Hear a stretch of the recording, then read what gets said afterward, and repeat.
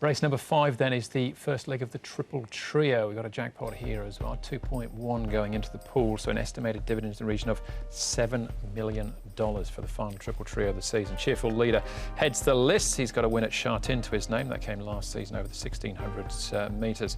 Super Fast bolted up on the all-weather last time out, beating El Valiente. Won by 4 lengths. Blazing Beat could roll forward from barrier number 7. We got Janzian Rocks, who was third in his last start behind Farfar. Son of McPhee got that breakthrough win last time out, beating Ernest Feeling on XL Star, a possible front runner from barrier number 9. Red Impact, a little bit unlucky last time out behind Farfar, and Prime Star a long way back behind Rainbow Light last time out. So speed-wise, Tom, who we're looking at here? I think Land Power and also Blazing Beat are the number 1 candidates here. Maybe even potentially on XL Star to come across from gate number 9. He was the last start leader, but was headed over the final stages. So Son of McPhee should be close to the pace, and Cheerful Star, another one that can get handy as well. Blinkers off for him from gate number 4. Superfast led all of the way last time out to dominate on the all-weather with a win by 4 lengths, but he's on the 3 wide line there, and Prime Star from gate 3 on the verge of a class drop, likely to be at the rear.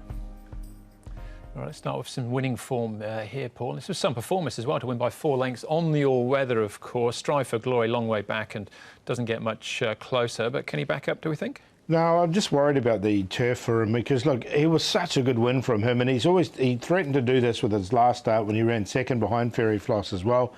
He had the good draw here, went straight to the lead and took off. He's now coming back to Happy Valley. He's had 10, he's drawn barrier 10. He's had 3 goes at the Valley and hasn't done anything. I put him in on a very minor line, just with the way he dominated there and was too good for them. I don't think he's likely to get the front here for sure, but look, he might have enjoyed the muddy conditions there as well. But he shouldn't find the turf at issue because he did win on it overseas prior to arriving, and it was a good track. Yeah, dangerous to ignore him completely, I think, certainly as far as a triple trio would be concerned. That's Super Fast. Son of McPhee, Tom, with his maiden victory last time, beating on XL Star. Yeah, well, prior to this win, he actually went up in grade without winning, but he did get the win last time out and did it in good style, I thought, as well. He stalked the pace here, moved up by on XL Star, and in the end it was a 2-length win once he peeled off on the home turn. He's had a good barrier trial up at Chungfar under a hold as well, Paul. Yeah, I've got him in. I've got on XL Star on as well. Both these horses, I think, are good chances.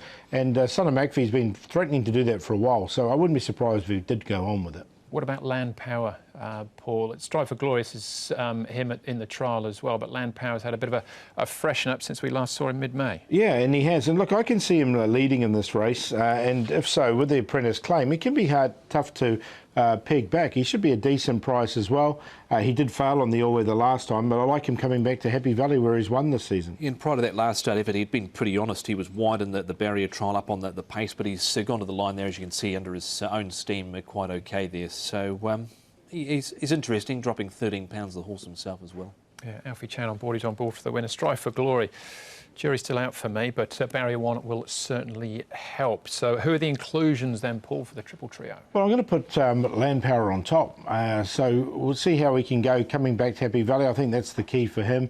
Son of McPhee can go on with it. On XL Star's getting there, and it was a good run behind Son of McPhee last time. Look, I put Charizard in. He's going to be at a decent price as well. I'd like this 4th behind Bold Powers at Chartin, and he does run well at Happy Valley as well. So I didn't want to leave him out. I thought he'd be a big price for the triple trio. 5, 7, 10 and 8. Value selection coming up here with Red Impact. Vincent Ho from a low draw of gate number 2 for David Hayes. Now, that was his best run to date last time out. He was beyond midfield on the fence. He travelled nicely. He was held up sort of until the 150, but once out he closed nicely behind the informed Farfar, and prior to that he was even unlucky as well. So Red Impact number 11 over 7, which is Son of McPhee, 10 on XL Star and 3 Super Fast. 11, 7, 10 and 3. I hope he's paying more than 5.9 come start time.